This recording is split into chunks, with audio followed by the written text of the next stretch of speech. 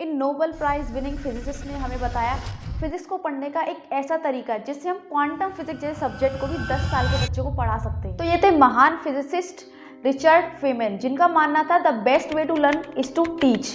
अगर आपको जानना है कि कोई टॉपिक आपको कितने अच्छे से समझ में आ गया है, तो आपको उस टॉपिक को अपने शब्दों में खुद को या फिर किसी और को समझाना है, और इसी को हम बोलते हैं फेमन टेक्निक। और अपने फिजिक्स या फिर किसी वीक सब्जेक्ट को स्ट्रॉन्ग बनाने के लिए आप इस टेक्निक का यूज़ कर सकते हो। इसके लिए स्टेप 1 में आपको सबसे पहले टॉपिक सेलेक्ट करना है कि आपको कौन सा टॉपिक पढ़ना है। वो चाहे न्यूटन लॉज ऑफ मोशन हो सकता है, फिर डाल्टन एटॉमिक थ्योरी या फिर कुछ भी और। देन सेकंड स्टेप में आपको क्या करना है, उस टॉपिक को अच्छे से समझना है, उस कॉन्सेप्ट को अच्छे से समझना है।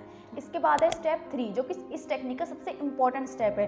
इसमें क्या करना है, आपको उसी टॉपिक को, सेम टॉपिक को विदाउट यूजिंग टेक्निकल वर्ड्स के आपको किसी और को समझाना है। वो आपका छोटा भाई बहन हो सकता है, या फिर उसे इस तरीके से समझाना है जैसे आप 10 साल के बच्चे को समझा रहे हो। अगर आप समझा पा रहे हो, स्टेप 4 में आपको एनालाइज करना है कि आप इस चीज़ को समझा पा रहे हो या नहीं। यानी कि अगर आपका आंसर येस है कि हाँ आप समझा पा रहे हो, तो देन आपको कॉन्सेप्ट अच्छे से आ गया है। और अगर आंसर नो है, then go back to the step number 3, दोबारा से पढ़ो, बुक खोलो और देखो बुक तुम क्या भूल रहे हो। टेक्निक को यूज करने का फायदा ये होगा कि आप सिर्फ इन्फॉर्मेशन को पढ़ नहीं रहे, अब आप इस इन्फॉर्मेशन को अपने माइंड में रीबिल्ड कर रहे हो। ये टेक्निक आपके नॉलेज के इल्यूजन को तोड़ देती है, मतलब आपको ये बता देती है कि आपको सचमुच कितना समझ में आया है।